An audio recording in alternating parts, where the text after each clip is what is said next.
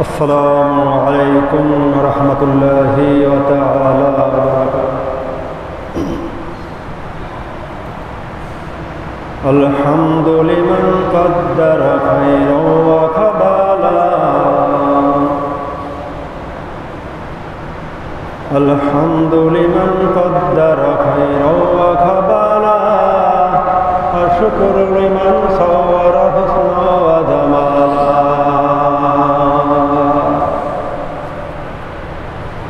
فرد صمد عن صفة الخلق بريء، فرد صمد عن صفة الخلق بريء، ربنا دني خلق الخلق كمالا. لا ضد ولا ند ولا حد لمولى، لا ضد ولا ند ولا حد لمولى، الآن كما كان ولم يلق زوالا، الآن كما كان ولم يلق زوالا. الحمد لله الحمد لله وكفى، وسلام على عباد الله الذين اصطفى. أما بعد، فقد قال الله تعالى في كلامه المجيد والفرقانه الحميد: أعوذ بالله من الشيطان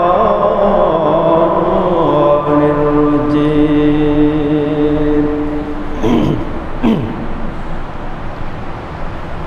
بسم الله الرحمن الرحيم. قل إن كنتم تحبون الله فاتبعوني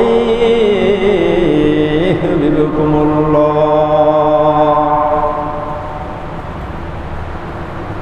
ويغفر لكم ذنوبكم، الله غفور رحيم.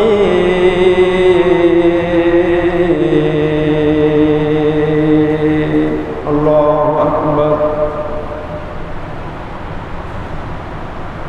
قال النبي صلى الله عليه وسلم: إذا داك القيود والا، إذا اتخذ القيود والا، والأمانة مغنما، والزكاة مغرما،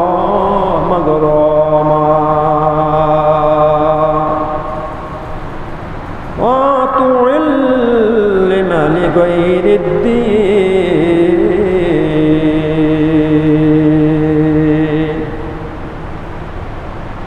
إن الله وملائكته يصلون على النبي، يا أيها الذين آمنوا صلوا عليه وسلموا تسليما. فقل صلى الله وعلى محمد صلى الله عليه وسلم، صلى الله على محمد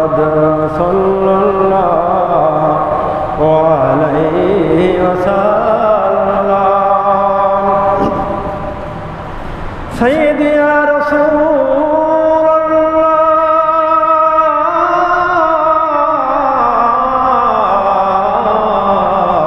الله سيدي يا حبيب الله ও গো নবী আমি কবরে থাকি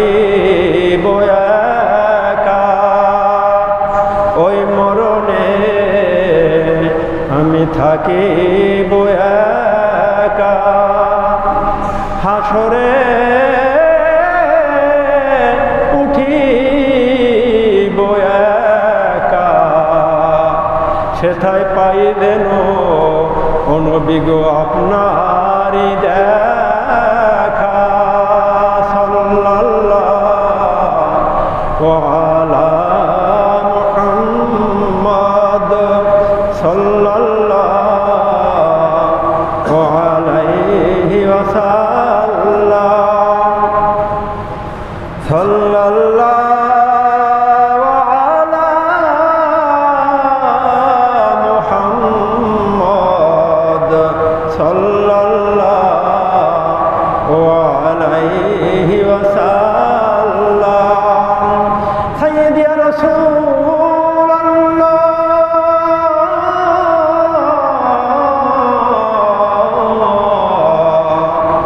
সাইয়্যিদি ওয়া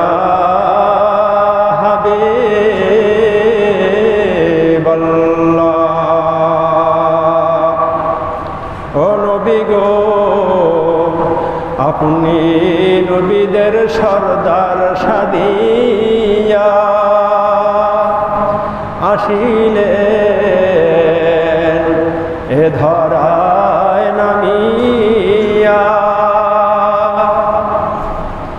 উম্মতের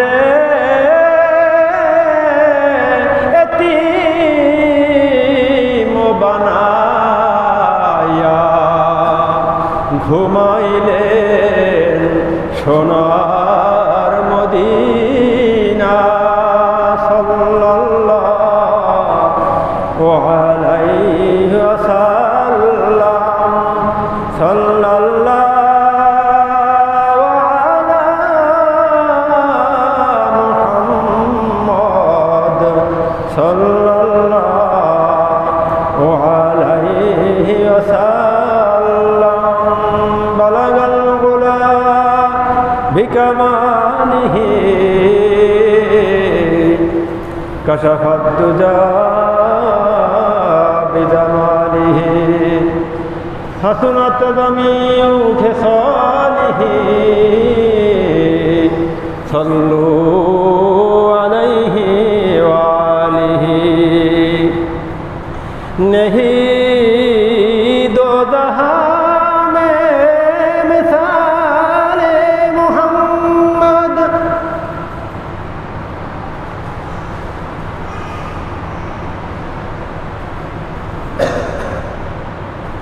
বলগল উলা বিকমালিহি কশফাদ দুজা বিজামালিহি হাসনাত জামিউ খিসালিহি সাল্লু আলাইহি ওয়া আলিহি কুওয়াত ইश्क से हर पुश्त को बला कर दे दहर में इसमी मोहम्मद से उजाला कर दे সকলেই বলেন বালাগাল উলা বিকামালিহি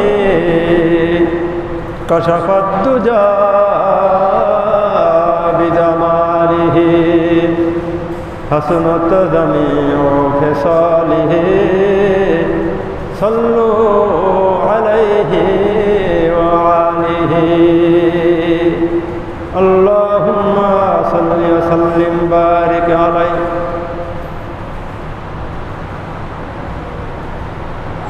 বানিয়ারতলা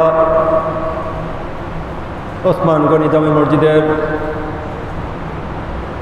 মাননীয়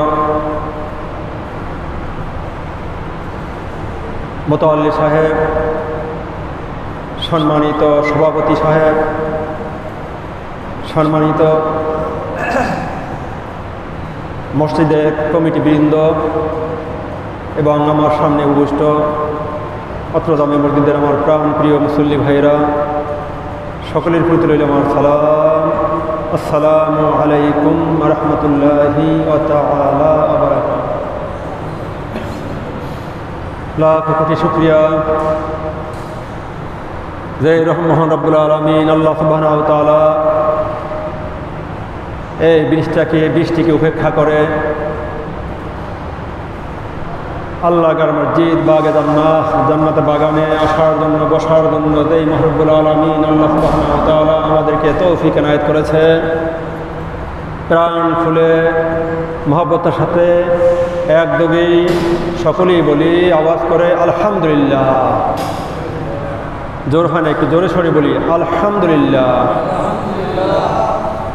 আল্লাহর ঘরে আমরা যে মসজিদে হাজির হতে পেরেছি সকলেই আমরা খুশি, বলে ঠিক কিনা? সকলেই আমরা কি খুশি?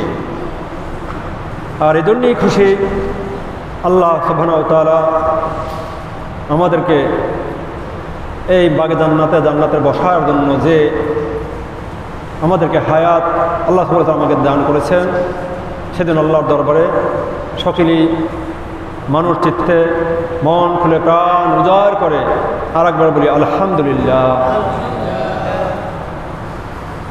গত সপ্তাহে রবিউল আউয়াল মাসের তৃতীয় খুতবা থেকে আলোচনা করেছি। আজকে রবিউল আউয়াল মাসের শেষ খুতবা, চতুর্থ খুতবা থেকে আমি আলোচনা করবো ইনশাআল্লাহ। আসলে আমি প্রতি জুমাতেই বলি দুনিয়াতে আসার সিরিয়াল আছে কিন্তু যাওয়ার কোনো সিরিয়াল নেই। বাবা আগে আসে কিন্তু যাবার সময় দেখা যায় সন্তান আগে চলে যায়, বাবা পরে যায়। বাবাকে জীবিত রেখে দাদা চলে যায়, আবার দাদাকে জীবিত রেখে বাবা চলে যায়। বলেন ঠিক কিনা? আমার এক পরিচিত এক ব্যক্তি, তিনি এক জামে মসজিদের ইমাম ও খতিব ছিলেন। তার সন্তান পানিতে ডুবে মারা গেছে। এই সংবাদ শোনার সাথে সাথে তিনি দ্রুত গতিতে তিনি রওনা দিয়েছেন বাড়িতে। পথিমধ্যেই বাবা তার সন্তান কাছে যেতে পারে নাই, পথিমধ্যেই তিনি মৃত্যুবরণ করেছেন। দেখেছেন? যার মৃত্যু দেখতে যাওয়ার কথা, সন্তানের মৃত্যু দেখতে যাবে, ওই অবস্থা থেকেই দুনিয়া থেকে আল্লাহ তুলে নিয়ে গেছেন। আমার বাড়ির পাশে বাস্তব ঘটনা। এক ব্যক্তি ঢাকাতে মারা গেছেন, তার দুই ভাই ঢাকা থেকে নিয়ে বাড়ি যাচ্ছেন। ভাইয়ের লাশকে নিয়ে বাড়ি যাচ্ছেন, পথিমধ্যে গাড়ি অ্যাক্সিডেন্ট হয়, ওই দুই ভাইও রাস্তার মধ্যে মৃত্যুবরণ করেছেন। তিন ভাইয়ের একসাথে তিন ভাইয়ের জানাজা হয়েছে। আমার বাড়ির সন্নিকটে হয়তো 1 কিলোমিটার অদূরে বাড়িটা। সবাই হতবাক হয়ে গেছে। আসলে দেখেন, হতবাক হওয়ার কিছুই নাই। আপনি আছেন, আপনি থাকবেন না, এটাই বাস্তব। এই মৃত্যুকে আমাদের মনে প্রাণে মেনে নিতে হবে। আর মৃত্যুকে যদি আমরা বন্ধু মনে করি, মনে প্রাণে মেনে নিতে পারি, তাহলে আমরা কখনোই ঘৃণিত কাজ কখনোই আমরা করতে পারবো না। যদি মৃত্যুর কথাকে নিয়ে সর্বদা স্মরণ করেন, এই জন্যই আল্লাহ হাবিব সাল্লাল্লাহু আলাইহি ওয়াসাল্লাম বলেছেন তোমরা বারবার কবরের পাশে গিয়ে কবর জিয়ারত করবে। কারণ কবরবাসীদের প্রতি যখন তোমার দৃষ্টি হবে, তখন তোমার মনে জাগবে, আরে আমার বাবা ছিল, আমার ভাই ছিল, আমার দুনিয়ার যারা ছিল তারা দুনিয়া থেকে আমার আগে চলে গেছে। যারা আমার পরে দেওয়ার কথা, তারা আমার সিরিয়াল মেনটেন হয় না, সিরিয়াল ভেঙে তারা আমার আগে চলে গেছে। তখন তার মৃত্যুর কথা চিন্তা হলে তার কি সে নামাজ ছাড়তে পারবে না, সে সিয়াম ছাড়তে পারবে না। আসলে আমি বারবার বলি, আসলে আমরা ইমানদার দাবি করি, মুসলমান দাবি করি, সত্যি কি আমরা ইমানদার হতে পেরেছি? আমাদের মধ্যে অনেক ইমানদার বেঈমান আছে। কি আছে? ইমানদার বেঈমান আছে। বলেন হুজুর, ইমানদার বেঈমান কেমন কথা? ইমানদার বেঈমান হলো, দেখেন, যারা হযরত ওসমান রাদিয়াল্লাহু আনহু যারা হত্যা করেছে, তারা 5 ওয়াক্ত সালাত মসজিদের সাথে জামাতের সাথে আদায় করেছেন। তাদের দাড়িতে ছিল, টুপি ছিল, জুব্বা ছিল। তারা কি মুসলমান ছিল না? ওই মুসলমানই হযরত ওসমানকে হত্যা করেছে। এরা কি? এরাও ইমানদার মুসলমান ছিল, কিন্তু এদের কলবে কিন্তু ঈমান ছিল না। এদের কলিজার ভিতরে কি ছিল না? ঈমান ছিল না। হযরত ওসমান রাদিয়াল্লাহু আনহু 72 আল্লাহ আহলে বাইতদেরকে হত্যা করেছে, শহীদ করেছে। তারাও মুসলমান ছিল। তারা ওসমানকে হত্যার আগেও তারা নামাজ পড়েছে, ওসমানকে হত্যার পরেও তারা নামাজ পড়েছে। তো তাকে নামাজিও বেঈমান আছে। নামাজি কি? নামাজিও বেঈমান আছে। এক বেয়াকুব নাদান, তিনি বলেছেন আমি শেষ নবী। বলে নাউযুবিল্লাহ। মির্জা গোলাম কাদিরিয়ানি, মির্জা গোলাম কাদিরিয়ানি, তিনি কি নবী দাবি করেছিল না? কথা বলেন, কথা বলুন। কি শুনতে পাচ্ছেন তো? স্পিকার সুন্দর হয়েছে। আমাদের এক মুসল্লি, তিনি 10,000 টাকা দিয়ে এই আপনি স্পিকারটা দান করেছেন। এই আমি যেটা দিয়ে কথা বলছি এটাও তিনি দান করেছেন। আল্লাহর ঘরে তিনি দান করেছেন সওয়াবের উদ্দেশ্যে। টাকার সম্পদ অনেকেই মালিক হয়েছে, অনেক সম্পদ আছে, কিন্তু আল্লাহর ঘরে দান করার মতো মন কতজনের আছে? আল্লাহর ঘরে দান করার মতো কি মন মানুষের তৈরি করতে হবে। যদি আল্লাহর ঘরে বেশি বেশি করে দান করেন, মনটা নরম হবে, কলিজাটা নরম হবে। দিলটা যদি নরম হয়, দেখবেন আপনি কোনো ইবাদতই আপনি ছাড়তে পারবেন না। হারাম করা তো দূরে থাক, হারামের কাছেও আপনি যাবেন না। বলেন ঠিক না? ঠিক কিনা বলেন? যাই হোক, গোলাম কাদিরিয়ানি তিনি 5 ওয়াক্ত নামাজ আদায় করতেন, কিন্তু কি ছিল? ঈমান নিয়ে মারা যায়, বেঈমান হয়ে মারা গেছে। কি হয়ে মারা গেছে? বেঈমান হয়ে মারা গেছে। মির্জা গোলাম কাদিরিয়ানি শেষ নবী মুহাম্মদ সাল্লাল্লাহু আলাইহি ওয়াসাল্লাম। আল্লাহ রাসূল নিজেই বলে গেছেন আমার পরে কোনো নবী থাকবে না। আল্লাহ নিজেই বলেছেন। আমার দোস্ত মুহাম্মদ সাল্লাল্লাহু আলাইহি ওয়াসাল্লাম, তিনি দুনিয়াতে সর্বপ্রথম তৈরি হয়েছে, তাকে আমি সর্বপ্রথম তৈরি করেছি। কিন্তু আসবে সমস্ত নবীর শেষে। কখন আসবে? সমস্ত নবীর শেষে আসবে, এরপরে কোনো নবী আসবেন না। তা মির্জা গোলাম কাদিরিয়ানি তিনি নবী, যদি নবী দাবি করলে কি তার ঈমান থাকবে? ঈমান থাকবে? মির্জা গোলাম কাদিরিয়ানি অত্যন্ত লজ্জার সাথে মৃত্যুবরণ করেছে।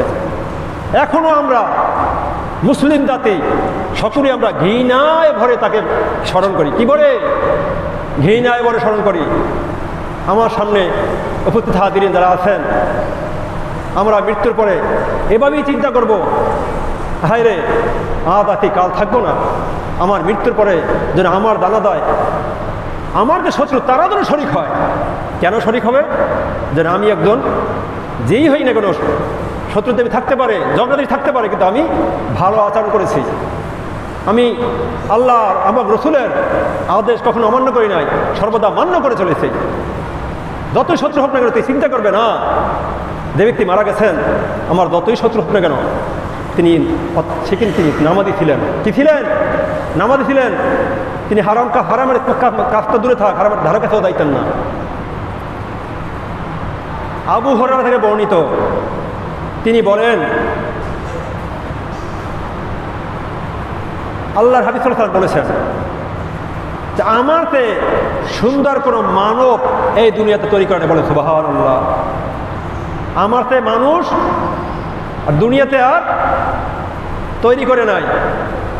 তার কি আল্লাহর হাবিব সাল্লাল্লাহু আলাইহি ওয়াসাল্লাম তিনি জানতেন। কিভাবে জানতেন? হযরত জিবরাইল আলাইহিস সালাম তার মাধ্যমে, কি জিবরাইল আলাইহিস সালামের মাধ্যমে তিনি জেনেছেন। আবু হুরায়রা তিনি বলেন আমি এক রাতে চাঁদের দিকে তাকাচ্ছিলাম, আরেকবার মুহাম্মদ সাল্লাল্লাহু আলাইহি ওয়াসাল্লামের দিকে তাকাচ্ছিলাম। আমি দেখলাম, আমি পর্যবেক্ষণ করলাম, আমার দিন দিয়ে কলিজা দিয়ে আমি অনুধাবন করলাম, চাঁদের চেয়ে মুহাম্মদ সাল্লাল্লাহু আলাইহি ওয়াসাল্লামকে আল্লাহ সুবহানাহু ওয়া তাআলা অনেক অনেক গুণ সুন্দর করে বানিয়েছেন। বলেন সুবহানাল্লাহ। চাঁদের চেয়ে সুন্দর করে। আরেক সাহাবী বলেছেন, আমি যখন দিনের বেলায় সূর্যের দিকে তাকাচ্ছিলাম, আল্লাহর রাসূলের দিকে তাকাচ্ছিলাম, আমি দেখতে পাচ্ছিলাম সূর্যের চেয়েও বেশি আল্লাহর চেহারাতে নূর ছিল। ওই নূর অতি মাত্রায় তার চমকাচ্ছিল। বলেন সুবহানাল্লাহ। সূর্যের চেয়েও কি উত্তাপ ছড়াচ্ছিল। আল্লাহ হাবিব সাল্লাল্লাহু আলাইহি ওয়াসাল্লামের চেহারা এত নূর ছিল। হযরত আয়েশা রাদিয়াল্লাহু তাআলা আনহা তিনি বলেন, আমি এক রাতে কাঁথা সেলাই করতেছিলাম, হঠাৎ করে আমার হাত থেকে সইটা হাত থেকে পড়ে যায়। সইটা হাত থেকে পড়ে যাওয়ার পরে আমি সইটা খুঁজে পাচ্ছিলাম না। ওই সময় আল্লাহর হাবিব সাল্লাল্লাহু আলাইহি ওয়াসাল্লাম এশার সালাত আদায় করার পরে আমার ঘরে তিনি প্রবেশ করেছেন। প্রবেশ করার সাথে সাথে ঘরটা বিদ্যুতের ন্যায় আলোকিত হয়ে গেল। বলেন সুবহানাল্লাহ। আল্লাহর হাবিব সাল্লাল্লাহু আলাইহি ওয়াসাল্লাম আসার সাথে সাথে ওই ঘরটা এমন ভাবে আলোকিত হয়ে গেল, আমি আমার যে হারানো সই সাথে সাথেই আমি ওই সই খুঁজে পেলাম। বলে সুবহানাল্লাহ। চিন্তা করে দেখেন আল্লাহর হাবিব সাল্লাল্লাহু আলাইহি ওয়াসাল্লামের চেহারা কিভাবে নূর ছিল, কতটা নূর ছিল। সেই নূর নবী হযরত মুহাম্মদ সাল্লাল্লাহু আলাইহি ওয়াসাল্লামের এই হলো আগমনের মাসেও আমাদের কিছু মুসলমানরা রয়েছে, তারা তো প্রত্যাখ্যান করেছে। প্রত্যাখ্যান ওইভাবে করে নাই, তারা প্রত্যাখ্যান এমনভাবে করেছে তার এক মুসলমান ভাইকে হত্যা করতেও দ্বিধাবোধ করে নাই। বলে নাউযুবিল্লাহ। এই যে মিলাদুন নবী গেলে 12 রবিউল আউয়াল কি করেছে? দুই পক্ষ মুসলমান, তারা আবার ইমানদার দাবি করে, দুই পক্ষ কি মারামারি করে মেরেই ফেলেছে। আল্লাহ রসুলের সামনে মিলাদ হবে, আল্লাহ রসুলের সামনে আল্লাহ রসুল 12 রবিউল আউয়াল রোজ সোমবার এই ধরাধামে আগমন করেছেন। তিনি এই ধরাধামে আলোকিত করেছেন। এই আনন্দে উৎফুল্লে এক মুসলিম দল, এক ইমানদার দল, তারা স্লোগান দিচ্ছে, রাস্তায় স্লোগান দিয়ে তারা আনন্দ উদযাপন করতেছে। আরেক দল তাদের উপর ঝাঁপিয়ে পড়ে এমনভাবে মারধর করেছে, ওই অবস্থায় তিনি মৃত্যুবরণ করেছেন। চিন্তা করতে পারেন, এ হলো শেষ জামানা। এটা কি শেষ জামানা? বাইতুল মুকাররমের ঘটনা তো আপনারা অনেকেই জানেন। বাইতুল মুকাররম বাংলাদেশের সর্ববৃহত্তম মসজিদ, সরকারি সর্ববৃহত্ত মসজিদ। রাজধানীর ভিতরে যাকে রাজধানীর সবচেয়ে বড় মসজিদ বলা হয় তাকে বলা হয় বাইতুল মুকাররম। সেই বাইতুল মুকাররম অত্যন্ত দুঃখের বিষয়, পরিতর বিষয়, বলতে দুঃখ লাগে। আমরা মুসলমান দাবি করি, কেমন মুসলমান আমরা? জোতার বাক্স নিয়ে মারামারি করেছে, একজনের গায়ে আরেকজন জোতার বাক্স ছুঁড়ে মেরেছে, জোতা ছুঁড়ে মেরেছে, ইটপাটকে ছুঁড়ে মেরেছে। চিন্তা করতে পারেন, জুমার সালাত, ওইদিকে জুমার সালাতের সময় চলে যাচ্ছে, এইদিকে এরা মারামারি করতেছে দুই পক্ষ। আমরা মুসলমান দাবি করি, কেমন মুসলমান আমরা, কেমন ইমানদার দাবি করি বলেন? আপনারাই চিন্তা করে দেখেন, এই মসজিদে আমরা দাঁড়াই এসেছি জুমার সালাত আদায় করার জন্য এসে, তাই না? জুমার সালাত আদায় করতে এসে যদি এই যারা আছেন মুসল্লিরা, এরা দুই পক্ষ হয়ে যে মারামারি করেন, মারামারি করে যদি জুমার সালাত আদায় না হয়, আপনি চিন্তা করতে পারেন জুমার সালাত ওই দিন হয় নাই, কতটা কষ্টের বিষয়, কতটা ঘৃণিত বিষয়। কিয়ামত শেষ পর্যায়ে চলে এসেছি আমরা, এতে কোনো সন্দেহের অবকাশ নাই। এটা কিয়ামতের লক্ষণ। মসজিদ হলো ইবাদতের স্থান, যেটা আল্লাহর ঘর, সে আল্লাহর ঘরে মারামারি করে একজন আরেকজনকে হাত ভেঙে ফেলা, হ্যাঁ, চোখ উপড়ে ফেলা, এটা কি অবস্থা? চিন্তা করে দেখতে পারেন, একটু ভাবেন ইসলামকে এরা কোথায় নিয়ে গেছে? তোমাকে বয়কট করেছে, তোমাকে কি বাংলাদেশের মুসলমানরা বয়কট করেছে তোমাকে?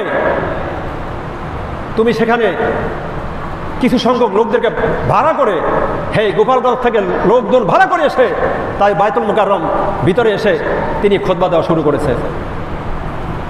এ নাকি আল্লাহর ওলি, এবার আল্লাহর ওলি দাবি করে। আমি বলবো, আমার মন বলছে আল্লাহর ওলি কি? এ হলো ইবলিসের যে ইবলিস, বড় ইবলিস, ওর থেকে ইবলিস আর কেউ হতে পারে না। ও কি জানতো না আমি যদি একজন খতিব খুতবা দিচ্ছেন ওই বছর আমি যদি খুতবা দিতে যাই, তার মুখ থেকে যদি স্পিকার কেড়ে নিয়ে যদি খুতবা দিতে যাই, আমি ধরেন আমি আপনাদের মনোনীত একজন খতিব, আমি খুতবা দিচ্ছি, এই অবস্থায় একজন এসে যদি জোরপূর্বক যদি আমার মুখ থেকে স্পিকার কেড়ে নিয়ে যদি সে খুতবা প্রদান করে, যারা মুসল্লি আছে তাদের প্রাণের বাঁচবে না? কলিজা লাগবে না? কথা বলে না কেন? কলিজা লাগবে না? তাতে কি হাতাহাতি হবে না? মারামারি হবে না?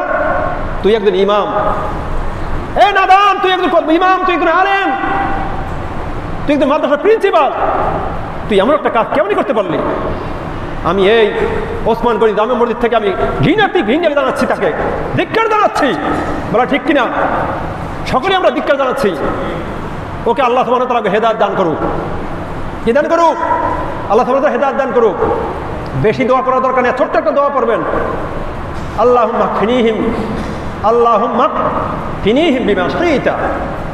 আল্লাহর হাবিব সাল্লাল্লাহু আলাইহি ওয়াসাল্লাম জানিয়ে দিয়েছেন, কেউ যদি তোমাকে কষ্ট দেয়, অত্যাচার করে, তুমি কাউকে বলতে পারো না, ভাইকে বলতে পারো না ভাই অবিচার করছে, মেম্বারকে বলতে পারো না, চেয়ারম্যানকে বলতে পারো না, এমপিকে বলতে পারো না, সে তোমার অবিচার করছে।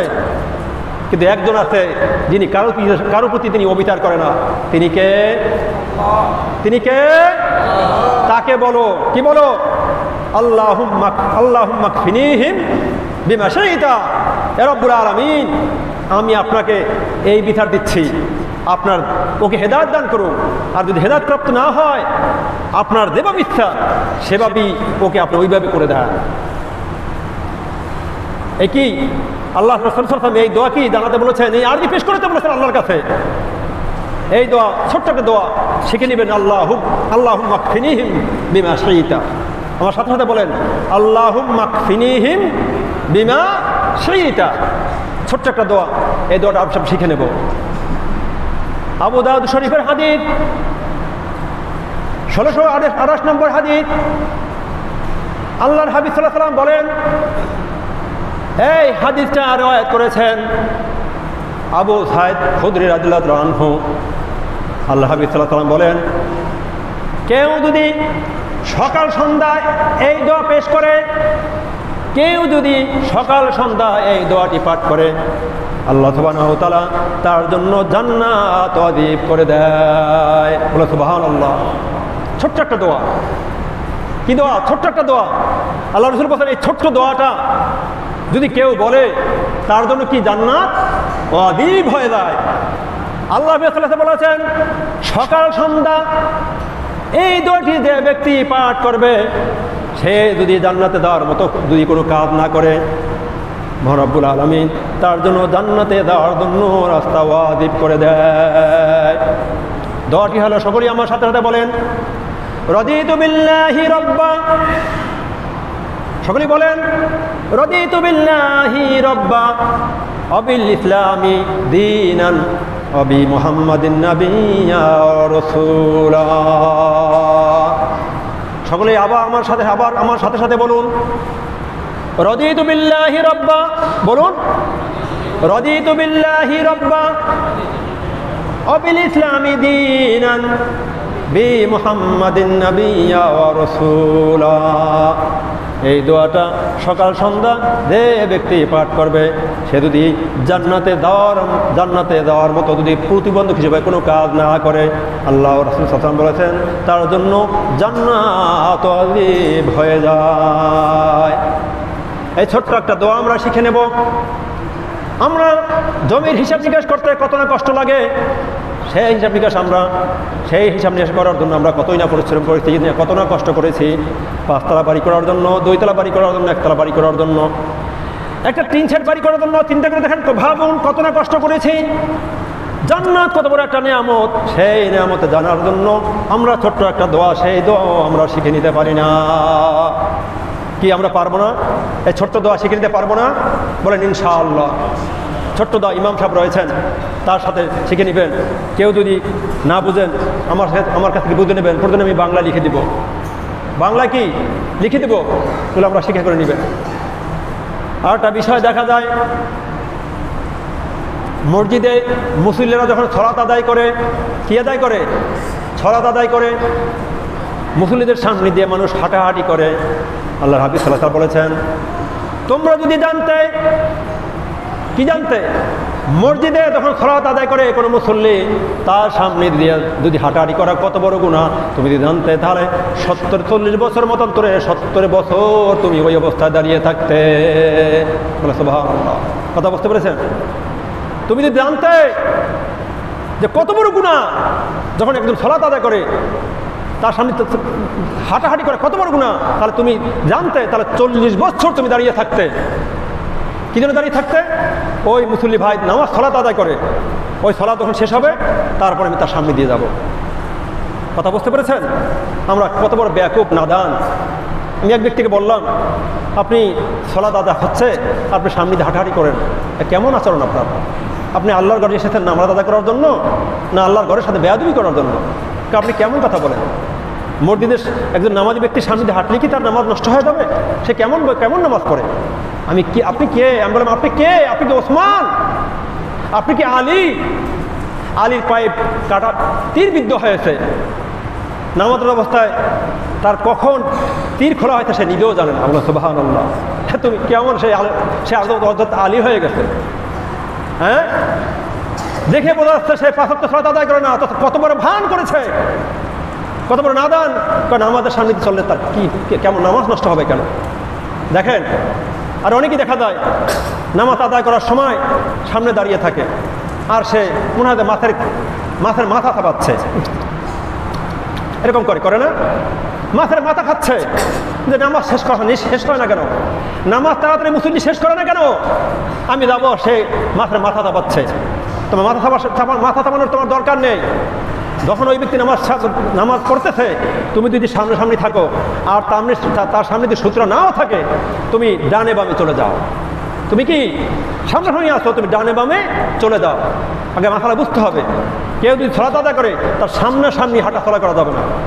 এখান থেকে এই সালাত আদায় করতেছেন ইমাম সাহেব, এখান থেকে ওই দিকে যাওয়া যাবে না, ওই দিক থেকে এই দিকে আসা যাবে না। কিন্তু সামনে যদি থাকে, সামনে যদি নাক বরাবর থাকে, ওই দিক সালাত আদায় করে, তাহলে ডানে বা বামে চলে যাবে। কথা বুঝতে পেরেছেন? আর একটা বিষয় হলো, হ্যাঁ, সূত্রা থাকলেই দেওয়া যাবে এমন নয়, অনেক বেয়াদব আছে। সূত্রা আমি নিজেই প্রমাণ, 3-4 দিন আগে আমি মসজিদে সালাত আদায় করেছি, সে আমার সামনে সূত্র দিয়ে 5-7 জন বসে তারা গল্প গুজব করতেছে। তাই আপনারা বলেন, তাতে কি আমার সালাত বিনষ্ট হবে না? আমার দৃষ্টি চলে যাবে না? বলেন, তারা যে কথাগুলো বলছে আমার কানে আসে না? আমার কানে যদি আসে, আমি তো বদিন না, আমি তো কানা না, তাহলে আমার কথা আমার যদি কানে আসে, তাহলে আমার ওই দিকে দৃষ্টি চলে যাবে না? আর ওই দিকে দৃষ্টি যদি চলে যায়, তাহলে আমার কি, ধরেন আমার দৃষ্টি কি চলাতে থাকবে? আমার দৃষ্টি আমাদের রাখতে পারবো?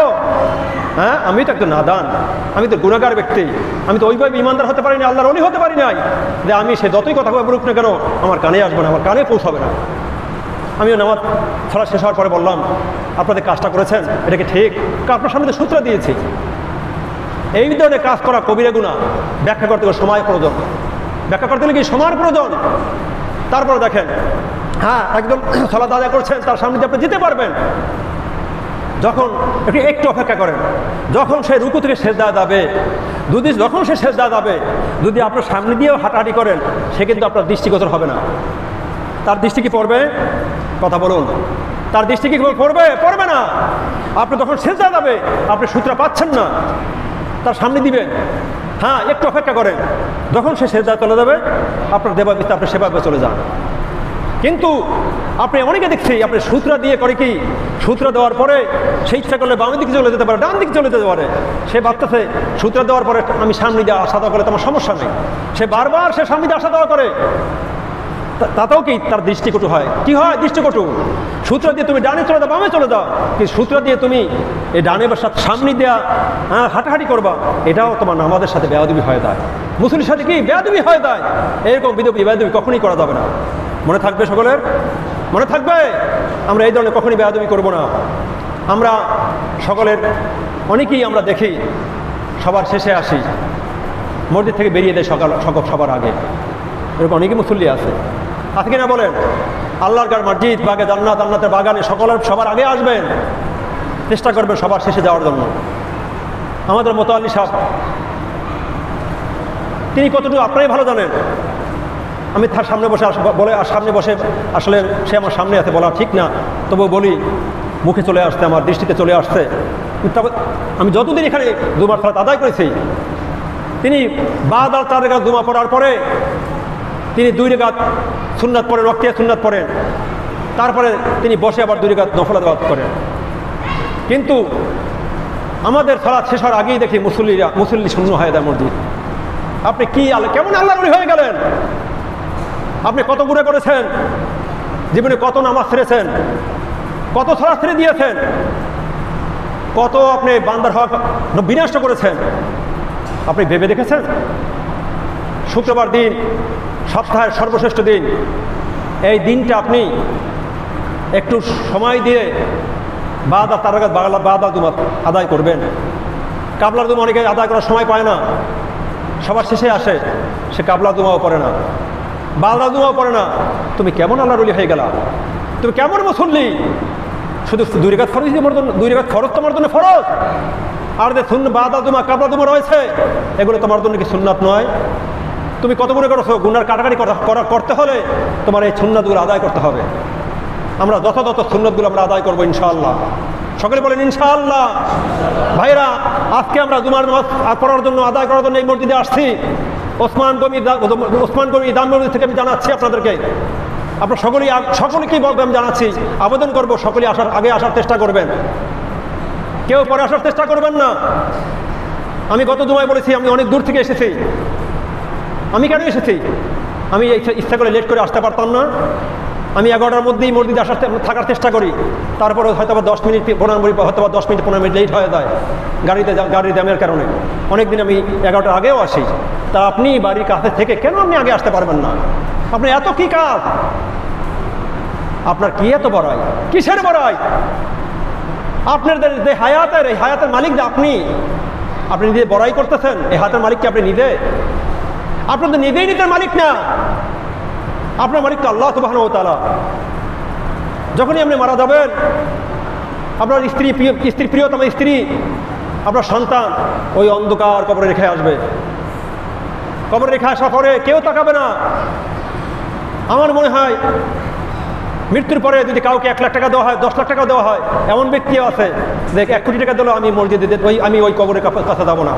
যদি তাকে বলা হয় তুমি রাত্র 12টার পরে, রাত্র 2টার পরে একটা মসজিদে দেখে আসো যে কবরটা কীভাবে আছে, কোনো প্রাণী ক্ষতি করলো কিনা। আমি এক ব্যক্তিকে বলেছি, ভাই চলেন আমরা দেখে আসি। কয়েকদিন আগেই আমার এক ব্যক্তি মারা গেছেন, দেখে আসি। তিনি বললেন, হুজুর আপনি যান, আমি দিতে পারবো না, কারণ আমার সাহস কুলাচ্ছে না, আমার সাহস কুলাচ্ছে না। বললে এখানে কোনো প্রাণী নেই, তারপর আমি চলেন দেখে আসি কবর কী অবস্থা। যাই হোক, আমি 2 ব্যক্তিকে নিয়ে গিয়েছি, দেখতে গিয়েছি। যাওয়ার পরে হুজুর বলতেছে, হুজুর আপনি সামনে যান। আমি বলতে কেন? আপনি সামনে যান, আমি তো পিছনে আছি। আমি দোয়া করতেছি, ভয় নাই, আমি আপনার পিছনে আছি। কেন হুজুর আপনি সামনে যান। দেখ সামনে গিয়ে আমি কি সূরা ফাতিহা পড়লাম, সূরা ইখলাস পড়ে তারপর সেখান থেকে আমি ফিরে আসলাম। দেখলাম যে না, কবর ঠিক আছে। দেখেন, কবর কাছে যাবেন, আপনার মৃত্যুর কথা স্মরণ হবে। কেন স্মরণ হবে? যে আমিও স্থায়ী বাসিন্দা না, আজ আছে আমি কাল থাকবো না, আমারই কবর দিতে হবে। বলেন ঠিক কিনা? কেউ থাকতে পারবেন? হ্যাঁ, দুনিয়ার বাদশা ছিল নমরুদ। 1 সেকেন্ড আগেও জানতো না নমরুদ একটা দুর্বল মশার কামড়ে মৃত্যুবরণ করবে। দুর্বল মশা, সে আল্লাহর কাছে আরজি করছে, আল্লাহ আমি নমরুদের হত্যা করতে চাই। কত বড় বড় মশা, শক্তিশালী মশা, তারাই কিছু করতে পারে না, তুমি কি করবা? আল্লাহ আপনি একটা অনুমতি দেন। কথা, তোকে অনুমতি দিলাম, তুই পঙ্গু মশা, তারপর যখন ইচ্ছা পোষণ করেছ, যা তোকে আমি আল্লাহ শক্তি দান করলাম। যখনই নমরুদ পলায়ন করে, বড় ঘটনা, পলায়ন করে যাচ্ছিল, ওই পথে ওই ন্যাংরা মশা ওত পেতে বসে আছিল। যখনই সামনাসামনি আসছে, তখনই ওর শরীর বেয়ে নাকের ভিতরে, নাকের ছিদ্র দিয়ে ওর মাথার মস্তকে চলে গেছে। তারপর দেখে কী অবস্থা, হ্যাঁ, মাথার মস্তকে যাওয়ার সাথে সাথে বলতেছে, এই কে কোথায় আছো, আমার মাথা পিটা। বলতে কি আছে, লাঠি দিয়ে পিটা, লাঠি না দোতা আছে, দোতা দিয়ে পিটা, যে যত পারো ইচ্ছা মতো পিটা। কয় আমি দুর্বল হয়ে গেছি। প্রধান বলতে আমি দুর্বল হয়ে গেছি, আর পারবো না। না, তোকে বেতন দে, বেতন আর বাড়িয়ে দেবো, ডাবল করে দেবো, তোর জুতা দিয়ে ইচ্ছা মতো পিটা। দেখেন সেই নমরুদ অত্যন্ত লজ্জিত হয়ে, অপমানিত হয়ে জোতার বাড়ি খেতে আমরা দুনিয়া থেকে চলে গেছে, যায় নাই। ফেরাউন এক সেকেন্ড আগেও জানতো না ফেরাউন ওই নীল নদে ডুবে মারা যাবে। ফেরাউন সে আল্লাহ দাবি করেছিল না, আল্লাহ দাবি করেছিল না। এরকমের অনেক নমরুদ, অনেক অনেক ফেরাউন, সাদ্দাত, তিনিও আল্লাহ দাবি করেছিলেন। তিনি জান্নাতও বানিয়েছিলেন। আর একদিন বলবো তিনি কি জান্নাতে যেতে পেরেছেন? জান্নাতে ঢুকতেও দেয় নাই, দেখতেও পারে নাই। এর আগেই মালাকুল মউত আদলে সেই ওর জান তিনি নিয়ে গেছে। যাই হোক, আমি শেষ করব।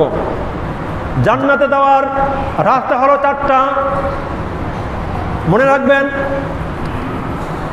আমি একটু এক্সপ্লেইন করে বলি। জান্নাতে যাওয়ার জন্য পুরুষদের জন্য রাস্তা হলো 4টা। আল্লাহর হাবিব সাল্লাল্লাহু আলাইহি ওয়াসাল্লাম বলেন, জান্নাতে যাওয়ার জন্য রাস্তা হলো 4টা, সালাত, সিয়াম এবং বাবা এবং মা। এই 4টা রাস্তা আল্লাহর হাবিব সাল্লাল্লাহু আলাইহি ওয়াসাল্লাম বলেছেন, এই 4টার যেই রাস্তা দিয়ে হোক, ওই রাস্তা দিয়ে তুমি জান্নাতে প্রবেশ করতে পারবে। বলেন সুবহানাল্লাহ। রাস্তা কয়টা? 4টা রাস্তা, 4টা পথ রয়েছে। আল্লাহর হাবিব সাল্লাল্লাহু আলাইহি ওয়াসাল্লাম বলেছেন, কেউ যদি এই 4টা কাজ দুনিয়াতে থাকা অবস্থায় করে, 4টা জান্নাতের দরজা হলো 8টা দরজার যেই দরজা দিয়ে চাইবে সেই দরজা দিয়েই সে প্রবেশ করতে পারবে। বলেন সুবহানাল্লাহ। 4টা কাজ হলো সালাত এবং সিয়াম, নামাজ এবং রোজা, এবং হলো বাবা এবং মা। এই 4টা কাজের সব কাজগুলো 4টা কাজই করতে হবে। 4টা কাজের কোনো একটা কাজ যদি কেউ বাদ দেয়, কঠিনকালেও সে জান্নাতে যেতে পারবে না। অনেকে মনে করেন, যাক আমি তো নামাজ রোজা ঠিকই করি, আমার বাবাকে খেদমত করার দরকার নয়, আমার মায়ের খেদমত করার দরকার নয়। না, 4টা কাজের 4টা কাজই করতে হবে। 4টা কাজের কোনো একটা যদি কাজ আপনি বাদ দেন, তাহলে আপনি কঠিনকালে জান্নাতে যেতে পারবেন না। এ ব্যাপারে অন্য দিন আমি এক্সপ্লেইন করবো। আল্লাহর হাবিব সাল্লাল্লাহু আলাইহি ওয়াসাল্লাম বলেছেন, হে বান্দা, তোমাদের জান্নাতে যাওয়ার জন্য রাস্তা হলো 2টা। কয়টা? 4টার মধ্যে 2টা হলো প্রধান। একটা রাস্তার নাম হলো বাবা, আর একটা রাস্তার নাম হলো কি? মা। এই রাস্তার যে কোনো রাস্তা দিয়ে তুমি জান্নাতে প্রবেশ করতে পারবে। আর এই রাস্তার কোনো রাস্তা যদি তুমি কি করো, এনকার করো, উপেক্ষা করো, তাহলে তোমার জন্য জান্নাত দূরে থাক, জান্নাতের ধারে কাছেও তোমরা দিতে পারবে না। তোমার জন্য কি হয়ে যাবে? নির্ধারণ হয়ে যাবে জাহান্নাম। এটা হলো পুরুষদের জন্য। নারীদের জন্য আল্লাহর হাবিব সাল্লাল্লাহু আলাইহি ওয়াসাল্লাম বলেছেন, কেউ যদি কোনো নারী যদি 4টি কাজ করে, সে জান্নাতের 8টা দরজার যেই দরজা দিয়ে চাইবে সেই দরজা দিয়েই ওই নারী প্রবেশ করতে পারবে। বলেন সুবহানাল্লাহ। 4টি কাজ হলো সালাত, সিয়াম, নামাজ এবং রোজা। নামাজ এবং রোজা যা বান্দার সাথে আল্লাহর সম্পৃক্ততা। তারপরে হলো সতীত্ব রক্ষা, এবং 4 নম্বরে হলো স্বামীর আদেশ পালন। 4টার মধ্যে দুইটাই হলো স্বামীর জন্য। যে সমস্ত নারীরা শুনছেন তাদের দিকে দৃষ্টি করে আমি বলছি, হে নারীরা, আপনাদের জান্নাতে দেওয়ার জন্য 4টা রাস্তা আল্লাহ রাসূল সাল্লাল্লাহু আলাইহি ওয়াসাল্লাম বাতিয়ে দিয়েছেন। 4টা রাস্তা হলো নামাজ, রোজা মানে সালাত এবং সিয়াম। 3 নম্বরে হলো সতীত্ব রক্ষা, এবং 4 নম্বরে হলো স্বামীর আনুগত্য। এই 4টার কোনো কাজ যদি কোনো নারী, কোনো স্ত্রী যদি বাদ দেয়, কঠিনকালেও সে জান্নাতে যেতে পারবে না। এক্সপ্লেইন করলে অনেক সময়ের প্রয়োজন। অনেক স্ত্রী আছেন, তিনি বলে স্বামীকে অনেক ভালোবাসি, কিন্তু স্বামীর ভাইকে ভালোবাসে না, স্বামীর বোনকে ভালোবাসে না, স্বামীর মাকে ভালোবাসে না, স্বামীর বাবাকে ভালোবাসে না। দেখবেন স্বামীকে খুশি করার জন্য স্বামীর সামনে বসে স্ত্রীর শাশুড়ি এবং শ্বশুরের প্রতি অনেক মহব্বত করে, অনেক ভালো আচরণ করে। যখনই স্বামী চলে যায় তখন এমন ব্যবহার করে শ্বশুর শাশুড়ির সাথে, স্বামী যদি দেখে স্বামীর মনে কঠিনভাবে আঘাত করে। বলে ঠিক না ঠিক?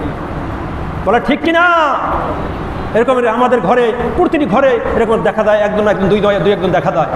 এখন আলেম আর বেআলেম নেই, অনেকের ঘরে এই দৃষ্টি দেখা যায়। হে নারীরা, রাস্তা চারটা, তুমি কোশ্চিন কেন জান্নাতে যেতে পারবে না? এই কাছে 1 টাকা যদি তুমি বাদ দাও, সতীত্ব রক্ষা কার জন্য করবে বলেন? সতীত্ব রক্ষা কার জন্য করবে? দেবরের জন্য করবে? রাস্তার মানুষের জন্য করবে? কার জন্য করবে? স্বামীর জন্য করবে। এখন অনেক জায়গায় দেখা যায় দূর থেকে যখন স্বামী আসে, ঘোমটা মাথা ঘোমটা থাকে না, স্বামীর শব্দ শুনলেই ঘোমটা তুলে দেয়। আর স্বামীকে দেখলাম তো ঘোমটা ফেলবে, তাতে স্বামী দেখে তার দূর থেকে এসে তার কলিজা ঠান্ডা হয়ে যায়। আর স্বামীর কথা শুনলে সে ঘোমটা লম্বা ঘোমটা টানে। আমি দেখেছি, আমার নিজের দেখা। আর স্বামী এসেছে, তুই ঘোমটা খোলো, ঘোমটা দাও কেন? অথচ বেগানা পুরুষ তাদের সামনে বসে ঘোমটা ফেলে তারপর তার সাথে গল্প গুজব করে। কি আমাদের মধ্যে এরকম স্ত্রীরা রয়েছে না? আছে কিনা বলেন? অনেক বোন রয়েছে, অনেক স্ত্রীগণ রয়েছে। তুমি সতীত্ব রক্ষা করবা শুধু স্বামীর জন্য, অন্য কারোর জন্য নয়। এবং স্বামীর আদেশ পালন। তুমি স্বামী ডান দিকে বললে বাম দিকে যায়, সামনে বলে পিছন দিকে যায়। আমাদের মধ্যে আছে না? আছে কিনা বলেন? এক বেটার বউ নদীতে পড়েছে। কিতে পড়েছে? নদীতে পড়েছে, খালে পড়েছে। নদীতে পড়ার পরে স্রোত যায় উত্তর দিকে, আর ওই যে ব্যক্তির বউ নদীতে পড়েছে ও যায় দক্ষিণ দিকে। এক ব্যক্তি বলে, এই বেকুব, তোর বউ পড়েছে নদীতে, স্রোত যাচ্ছে উত্তর দিকে, তুই দক্ষিণ দিকে যাচ্ছিস কেন? আমি ঠিক আছি, আমি বেকুব না। আমার স্ত্রী দুনিয়াতে থাকা অবস্থায়, সুস্থ থাকা অবস্থায় আমি ডানে বলে বামে যেত, পূবে বলে পশ্চিমে যেত, উত্তরে বলে দক্ষিণে যেত। আজকেও উত্তরে নদীতে পড়ে উত্তর দিকে যাবে কেন? আজকেও স্রোতের উল্টা দিকে দক্ষিণে যাবে বলে। নাউযুবিল্লাহ। কথা বুঝতে পেরেছেন? না, উল্টা দিকে যাবে না, আমি বিশ্বাস করি না ও উত্তর দিকে যাবে। কারণ সারা জীবন আমার উল্টা চলেছে, আমি যা বলতাম তার উল্টাটা করেছে। ভাইয়েরা, এরকম স্ত্রী আসনে করে ঘরটাকে জাহান্নামে পরিণত করে রেখেছে। হ্যাঁ, টিভি ছাড়া, সিনেমা ছাড়া কিছু বোঝে না, নাটক দেখা ছাড়া তার বোঝে না। নাটক না দেখতে দিলে তাকে তার মন ভালো লাগে না, স্বামীর সাথে ভালো ব্যবহার করে না। যখন মোবাইলে ইউটিউবে যখন তাকে গান বাজনা দেখতে দেওয়া হয়, নাটক দেখতে দেওয়া হয়, স্বামীর সাথে খুব ভালো ব্যবহার করে। ওয়াইফাই এনে দিলে স্বামীর সাথে খুব ভালো ব্যবহার করে। যদি টিভি না দেওয়া হয় আর যদি স্মার্টফোন না দেওয়া হয়, স্বামীর সাথে কথা বলে না। অনেক সময় দেখা যায় অনেক স্বামী রয়েছে, অনেকে অভিযোগ করে, হুজুর আমি স্মার্টফোন না দেওয়ার কারণে আমার স্ত্রী আমার সাথে ঘুমায় না। বলে নাউযুবিল্লাহ, আমার স্ত্রী আমার সাথে ঘুমায় না। হে নারীরা, তুমি তোমার স্বামীর আদেশ পালন করবা, উল্টা তোমার আদেশ স্বামী পালন করার পরও তুমি ঘরে শান্তি দিচ্ছ না, অশান্তি ভরে রাখছো ঘরের মধ্যে। তুমি কোশ্চিন কেন জান্নাতে যাওয়ার আশা করতে পারো না? তাই বলছি, জান্নাতে যাওয়ার জন্য রাস্তা কয়টা? 4টা। কি? সালাত, সিয়াম, বান্দার সাথে আল্লাহর সম্পৃক্ততা, এটা পালন করতেই হবে, এটা ফরজে আইন। এরপরে হলো এটাও ফরজ। কোনটা? স্বামীর আনুগত্য পালন করা, স্বামীর আদেশ পালন করা। আর হলো কি? সতীত্ব রক্ষা করা, এটাও কি পালন করা? কি স্ত্রীর জন্য ফরজ। ভাইরা, যতটাই আলোচনা করেছি, আপনি একটু আগে আসার চেষ্টা করবেন। কথা একটু বেশি বলে ফেলি বা সময় একটু বেশি নিয়ে ফেলি, আপনারা কষ্ট নিচ্ছেন। আপনাকে তো পাই না, এক সপ্তাহে একদিন পাই। একদিন পেয়ে একটু কথা বেশি শোনাচ্ছি, আপনাদের অনেক মনে কষ্ট পেতে পারে। আমাকে ক্ষমা করে দেবেন, ক্ষমার দৃষ্টিতে দেখবেন। কারণ হলো বাল্লিগু আন্নি ওয়ালা আয়া, আমি একজন আলেম, আমাকে আল্লাহ দুনিয়াতে পাঠিয়েছে। আল্লাহ রাসূল বলেছেন, তুমি যা জানো সেটা মানুষকে জানাও। আমি যদি নাই জানাতে পারি তা আমি কেমন আলেম? আমাকে মোতাহাল্লি সাহেব, তিনি আমাকে এখানে নিয়েছেন, একটা দায়িত্ব দিয়েছেন। এই দায়িত্বের ভিতরে অনেক কাজ রয়েছে আমার মধ্যে, নতুবা আমি কিয়ামতের মাঠে কঠিনভাবে আমি প্রশ্নবিদ্ধ হয়ে যাব। তাই আমি বিনীতভাবে অনুরোধ জানাবো, আপনারা একটু আগে আসার চেষ্টা করবেন। আমি 12:20-এর মধ্যেই আমি আলোচনা শুরু করি। আপনারা 12:30টার মধ্যে মসজিদে থাকার চেষ্টা করবেন। যদি আগে আসতে পারেন বড় পুরস্কার পাবেন। বলছেন কে? আল্লাহর হাবিব সাল্লাল্লাহু আলাইহি ওয়াসাল্লাম, যে যত আগে আসবে সে তত বড় পুরস্কার পাবে। যাই হোক, সকলের কাছে আমি বিনীত অনুরোধ করব আগে আসার জন্য। আর যারাই আমার কথায় যদি কষ্ট পেয়ে থাকেন, আমি কাউকে উদ্দেশ্য করে কথা বলি না, আমি কোরআন সুন্নাহ অনুযায়ী কথা বলি।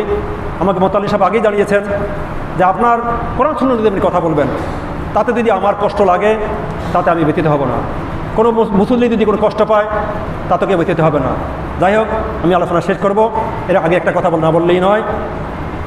আবু হানিফা রাহমাতুল্লাহ আলাইহি দুনিয়ার সমস্ত আলেমদেরকে যদি এক পাল্লায় রাখা হয়, সমস্ত আলেমদের আমল যদি এক পাল্লায় রাখা হয়, আর আবু হানিফা রহমতুল্লাহ আলাইহি যদি আমল এক পাল্লায় রাখা হয়, আমার কথা নয়, ওলামাদের কথা, ওলামাগণদের কথা। তারপরও আবু হানিফা রহমতুল্লাহ আমলের সমান হবে না, বলেন সুবহানাল্লাহ। সে আবু হানিফা রহমতুল্লাহ বলেছেন, তোমরা একামতের সময় তখনই দাঁড়াবে যখন হাইয়া আলাল সালাহ বলা হবে। মুস্তাহাব আপনি ইচ্ছাকে যদি ছেড়ে দেন তাহলে আপনি কবিরা গুনাহ রূপান্তরিত হবে। আমার কথা না, ওইটাও ওলামায়ে কেরামদের কথা। হ্যাঁ, আপনার ভালো লাগে না মুস্তাহাব, আপনি পালন করবেন না, সমস্যা নেই, কিন্তু আপনি সওয়াব থেকে বঞ্চিত হবেন। আপনি যদি মুস্তাহাব পালন করেন তাহলে আপনি সওয়াব পাবেন। যাই হোক, আমি ক্ষমা চাচ্ছি আপনাদের কাছে। আমি শুনেছি গত শুক্রবার অনেক মুসল্লি বলছেন মসজিদ ছেড়ে দেবো, এই মসজিদ সালাত আদায় করবো না। আমি অত্যন্ত দুঃখ পেয়েছি। দেখেন, কোরআন সুন্নাহ রসুলের কথা, আল্লাহ রসুল সাহেব বলেছেন, আমাকে না দেখা পর্যন্ত তোমরা কেউ দাঁড়াবে না। কারণ আল্লাহ রসুল সাহেব অনেক সময় দেখেছেন যে একামত হয়, আমি আসার আগেই দাঁড়িয়ে যাই। এই জন্য আল্লাহর হাবিব সাল্লাল্লাহু আলাইহি ওয়াসাল্লাম তখনই আসতেন হাইয়া আলাল সালাহর সময়। কোন ইমাম বলেছেন হাইয়া আলাল সালাহর সময়, কোন ইমাম বলেছেন কদ কামাতিস সালাহর সময়, কিন্তু কোনো ইমামগণ বলে নাই আল্লাহ রসুল তিনি একামতের শুরুতেই এসেছেন। কথা বুঝতে পেরেছেন? আপনি পালন করবেন না, এখানে অনেকে পালন করে না, সেটা তো বড় বিষয় না। মুস্তাহাব পালন করলে আপনার সওয়াব হবে। কেন আপনি সওয়াব ছাড়বেন? কিয়ামতের মাঠে একটা অনুপরিমাণ সওয়াবের জন্য দেখা যাবে আপনি জান্নাতে যেতে পারবেন না। কেউ কাউকে কোটি কোটি টাকা দিয়ে একটা কেউ সওয়াব দেবে না, অনুপরিমাণ একটা সওয়াব আপনাকে দেবে না কেউ। আর আপনি একটা মুস্তাহাব সওয়াব কেন ছাড়বেন? আমি অনুরোধ করবো, তখন হাইয়া আলাল সালাহ বলা তখনই আপনি দাঁড়াবেন। আবু হানিফা রাহমাতুল্লাহ বলেছেন, তোমরা তখন দাঁড়াবে যখন মুয়াজ্জিন সাহেব হাইয়া আলাল সালাহ বলবে। হ্যাঁ, আপনি দাঁড়াবেন না, আমি আপনাকে অনুরোধ করবো না। অনুরোধ এই জন্যই করবো না, অনুরোধ করার পরে বলবেন না এই ইমামের পিছনে নামাজ আদায় করা যাবে না। মোতালিব সাহেব বলেছেন, মোতালিব সাহেবের কথায় অনেকে কষ্ট পেয়েছেন, আমি তার থেকে ক্ষমা চেয়ে নিচ্ছি। অনেকে বলেছেন মোতালিব সাহেব তো তিনি তো আদেশ করেছেন, যে ইমাম সাহেব বলেছেন, এটা কি আপনারা শুনতে পাচ্ছেন না? যাই হোক, আমি যেটা বলেছি কোরআন সুন্নাহর বিরুদ্ধে আমি বলি, কিয়ামতের মাঠে আল্লাহ সুবহানাহু ওয়া তাআলা যেন আমার এই জিহ্বা কর্তন করে দেয়। আলেমদের জিহ্বাকে কর্তন করবেন। আল্লাহ রাসূল সাল্লাল্লাহু আলাইহি ওয়াসাল্লাম নিজে দেখেছেন জাহান্নামে ঢোকার পরে। আমি একজন আলেম, আমি কখনোই চাইব না আমার জিহ্বা কর্তন করা হোক। আপনি পালন করবেন না সেটা আলাদা বিষয়, কিন্তু কোনো মুস্তাহাবকে আপনি অ্যাঙ্কার করবেন না, রাসূলের সুন্নাহকে কেউ অ্যাঙ্কার করবেন না, আবু হানিফাকে কেউ অ্যাঙ্কার করবেন না। আবু হানিফা রাহমাতুল্লাহ যদি অ্যাঙ্কার করেন তাহলে আপনার ঈমান থাকবে না। আবু হানিফা রাহমাতুল্লাহ কে, এ সম্পর্কে আলোচনা করতে অনেক সময়ের প্রয়োজন। যাই হোক, আমি যে আলোচনা করলাম কেউ মনে কষ্ট নেবেন না, ভুল ত্রুটি হলে আমাকে মাফ করে দিবেন। এখানে আমি আলোচনা শেষ করলাম। আমার আলাইনা ইল্লাল বালাগ। আসসালামু আলাইকুম ওয়া রাহমাতুল্লাহি ওয়া তাআলা ওয়া বারাকাতুহু।